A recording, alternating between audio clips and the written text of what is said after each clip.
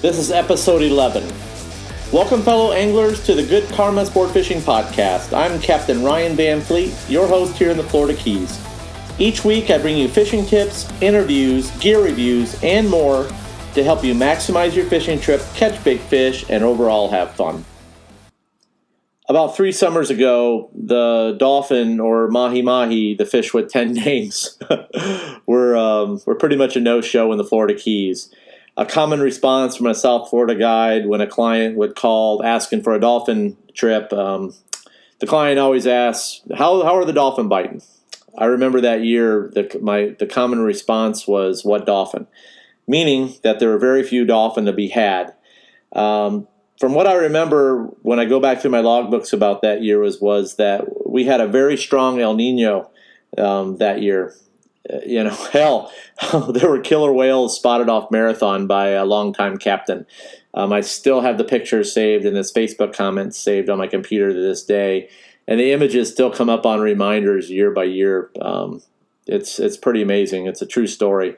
Everything was messed up that year. Bird migrations, for example. I remember when I was offshore fishing that summer for dolphin, I spotted a freaking Canadian goose flying by. Yep, a Canadian goose. It was definitely messed up. Now, we had a lot of west wind into the late winter, and then we had a very cold and rainy April and May that year with still a lot of west wind. So the fronts just came a little later, and the winter seemed to last a little longer that year. And then, of course, that's the year we have a major influx of tourists looking to catch mahi-mahi. That's what they were seeing advertised on, TV's, fishing shows, all over social media. The tourism board was running commercials on prime time TV segments around Good Morning America and other shows that year. And in addition, we were coming off the first season of the Netflix show Bloodline, which was filmed in the Florida Keys, and it definitely helped bring folks down here.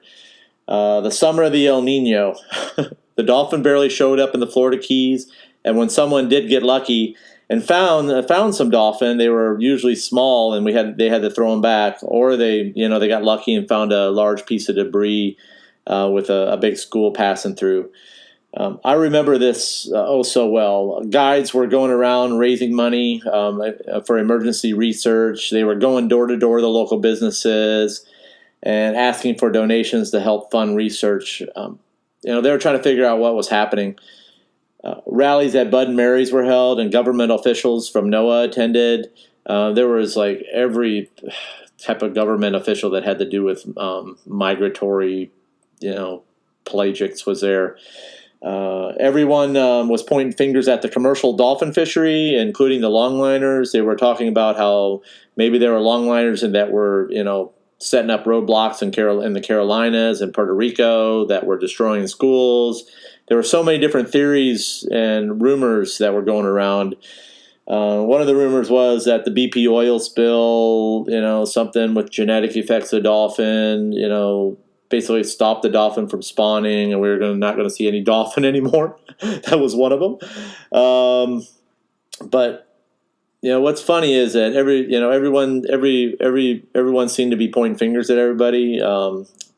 So everybody else was to blame except for fishing guides and recreational fishermen, of course. But anyway, so that kind of stuff was happening. Also, I'd been following the dolphin research program tagging studies at the time, and I'm going to put up a link to this program in my show notes. Excellent program. It's been around for years.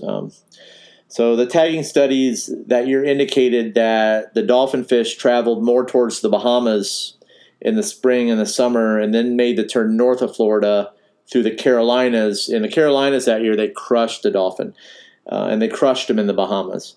So the dolphin travel migratory highways, guys, similar to birds. They don't live in the Keys. We want you to believe that, so you come down here and book a charter, but that's just not the way it goes.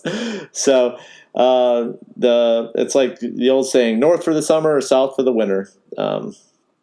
It says I would say a large majority of our fish They do winter in Puerto Rico and then make the return north along the Keys up to the eastern seaboard. There's series that the fish come out of the Gulf and then they travel a loop current and then they're into Key Largo first.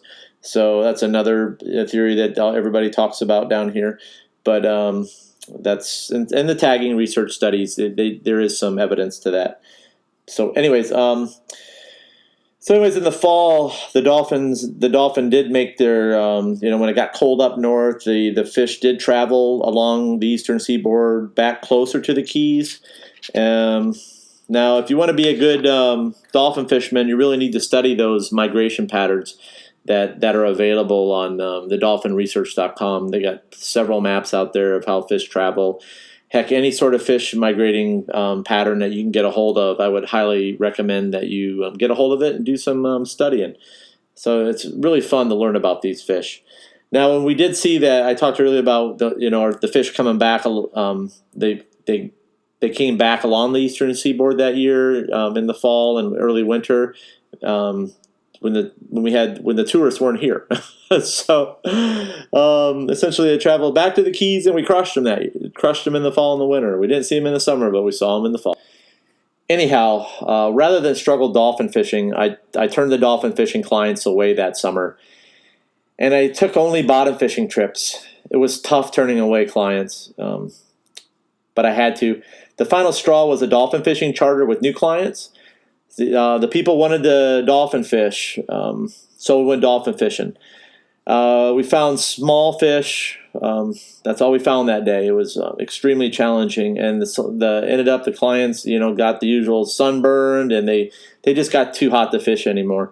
Now, what gets me was I had warned them that the previous 4 days the clients wanted the same thing and refused to go bottom fishing and only wanted to go dolphin fishing. And of course, the client's right. So we went dolphin fishing and we didn't catch any dolphin, which is extremely tough for me as a guide. I went back in, I tried to bottom fish with them. By then they were just too sunburned to even fish and too tired. So anyways, I think some clients think I'm only trying to, get out of taking them dolphin fishing because of the extra fuel costs. But, if I say no, then it's truly best that the client just listens to me. Also, it's a Florida Keys. It's always going to find debris floating somewhere and catch a big fish. It's just the odds. It's the Keys. If you see a charter posting pictures with some nice triple tail and some big dolphin with a few wahoo, that guy found debris. We all pray for offshore debris because you can go from zero to hero in a matter of seconds. There's no skill in finding debris, guys. You just have to have lady luck on your side that day and pay attention to your surroundings. So I upgraded all my bottom of fishing electronics. I used the money that I saved up from the year I call it the year without the dolphin, similar to that TV show. It comes around every Christmas. A year without a Santa Claus. Everybody was crying. It was just a big wine fest. Santa never showed up. That year the dolphin never showed up. Anyway, so over the course of the next 2 years, I dedicated to becoming a better bottom fisherman and really learning the bottom fishery. And I also had custom rods built over the course of those 2 years by Adrenaline Custom Rods for targeting muttons and groupers based on how the clients fought the fish. And I added Shimano Talica 16s and 20s. I love these reels for bottom fishing. They're just an awesome reel. Now, I actually took the same approach to becoming a better bottom fisherman that, former NBA stars Kobe Bryant and Michael Jordan took to becoming the best, and this is the honest to God's truth. I just finished listening to a Lewis Howes podcast where he interviewed Kobe Bryant. Kobe said that during the off season, if all he did was focus on an area of his game that he needed improvement on, whether that be strength training or perfecting a shot. And also, this is so funny, but growing up in Illinois, I was a big fan of Michael Jordan in the early 90s. Now, one rivalry that I do remember that stands out is like in '89. I think it was '89 to '90, something there. 1989 to '90s was when that Pistons versus the Bulls rivalry was going on. Now, when I look back at that rivalry, I kind of look back and say, okay, well, that's kind of what I went up against when the Dolphin didn't show up. I wasn't a very good bottom fisherman, meaning, and then I look at Jordan, and Jordan actually wasn't very good because he actually lacked the strength to battle the Pistons. Bill Lambier beat him up pretty good under the basket. They just literally beat Jordan up. He got his butt kicked by the Pistons. He was just, when you go back and watch some of the highlight reels, it's just some of the expressions on Jordan's face are just priceless. After that, after a couple of years of, I think it only lasted a couple of years of losing to the Pistons. Jordan hit the gym in his off seasons and really worked he worked on strength training. He needed to bulk up. And then after that 2 years, he became a great and well-rounded player after the Pistons beat him down.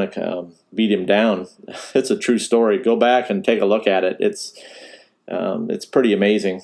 So I look at this like I was a good dolphin fisherman, but I was not a very good bottom fisherman. I needed to learn a lot, so that's what I focused on for 2 years. Okay, guys, flash forward to current day.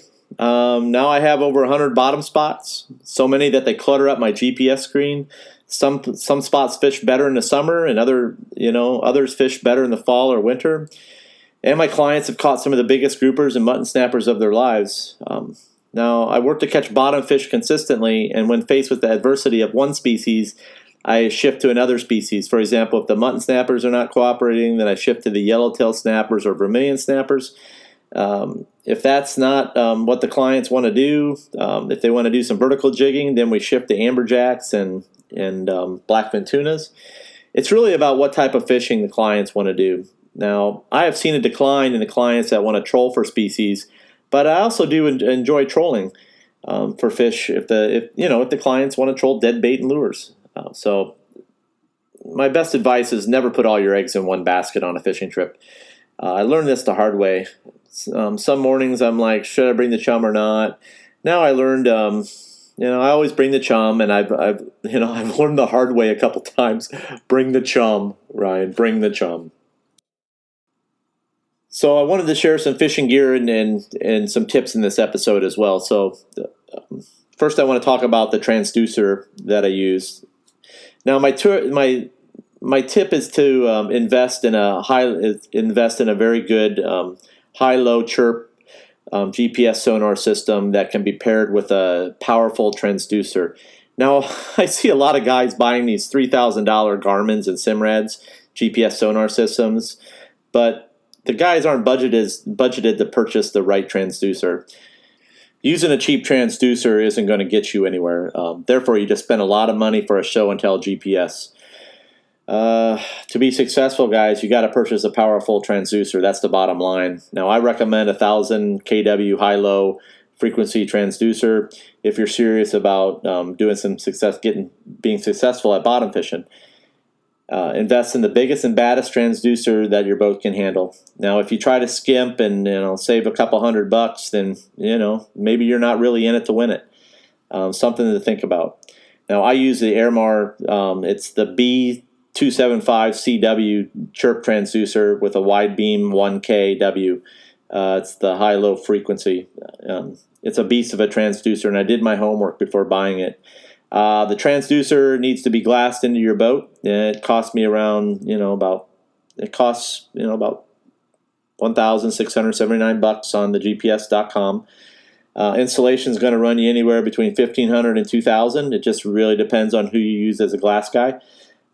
Do it right the first time. And when it comes to transducers, guys, bigger is always better. Next, I want to talk about my tips on positioning your boat. Now, the most important thing you need to learn is how to position your boat correctly so you can make a productive drift over a structure that you plan on fishing. Now, you do this by taking the time and you're figuring out what the wind and current velocities are doing. Velocity is speed and direction. And you have to figure out how to manipulate these two factors to make your boat drift over the wreck correctly. You absolutely want your bait presented correctly to the hungry fish. If the bait's not presented to the fish correctly, you're not going to be successful. And you may get lucky and catch a few, but you're not doing what you could be doing. In other words, so the bottom line is the fish have to see the bait to eat the bait, and it's going to be up to the guy driving the boat to get the drift right, so the bait's presented correctly. The first thing I do is figure out the wind speed. So I always use my ears to figure out the wind direction.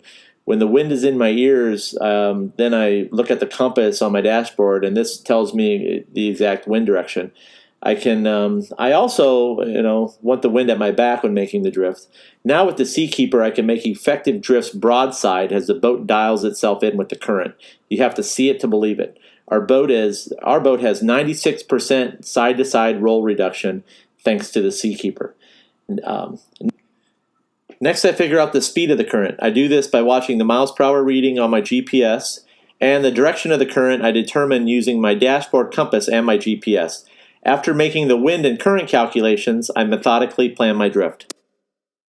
I like to think of wreck fishing or drifting over a piece of structure as what a golfer does when he's got his ball on the green and he's trying to get as close to that hole as he can with his first putt. So he doesn't want to be too far off, and he doesn't want to be, he's just trying to get the ball as close as he can. If he can get it in the hole the first time, that's great. So I tell my clients, it's like golfing to me. That's my strategy. I approach the boat like a golf ball on a putting green. I want to get it right the first time. So I take time to line things up. If I don't get it right, they don't catch, guys. So patience and critical thinking is the key to getting the drift right when the conditions are challenging. Now, 8 of the 10 charters that I do for bottom fishing offer challenges. The challenges are different each day. I take a lot of deep breaths and I talk to myself a lot when it comes to lining up the drift. I actually make a mental note of that. I look ahead and I try to imagine that wreck in front of me and how I'm going to line it up to hit the ball in the hole, or hit the basically like a golfer. I got to hit it in the hole, or I got to get close to keep my score down. So first I get up current of the wreck. I like to get what I call running start, meaning I get well ahead of the wreck, a few hundred feet. That gives me time to work out some kinks. Next, I create a starting line by hitting the man overboard button on my GPS, and then I start the drift. Now, my first drift is usually what I call a shakedown drift. I do not drop the fishing lines during this drift. During the drift, I watch the sonar intensely as well. I'm looking for signs of life. I also teach the clients during the shakedown drift. I'm making this drift so they can apply my techniques on their own boat, or they can learn a little bit, but I want them to, get involved so they understand the game plan, which is the spot where the lines get pulled and we return to the starting line for another drift. I now have a very good track established, and if things go well, I know where the fish are sitting and depth-wise on the wreck in relationship to the wind and current direction and speed. And then on my next drift, we're fishing. Now here's a tip for you. Don't rely on the GPS track. A navigational compass tells you quickly which way the boat is moving. And when I get a bite, I mark the spot on the GPS I use a unique waypoint marker like a volcano, which is now my favorite emoji to use on the GPS. Also, just because you don't see the fish on a sonar doesn't mean they're not there, guys. Don't rely on the sonar so much that it deters you from, fishing the spot. Now, I always make 2 to 3 passes on a wreck. If those passes don't produce, I move. This is another mistake I see guys make. They're fishing a spot too long. I always tell people time and time again, fish have fins, so they move. I have spots that I fish on full moons, spots that I fish on new moons. I have spots that I target migratory mutton snappers that are only here a couple days before they move on. Yes, guys, most of you probably already know this, but mutton snappers are migratory. In other words, here today, gone tomorrow. We've heard that several times, and that's words to live by.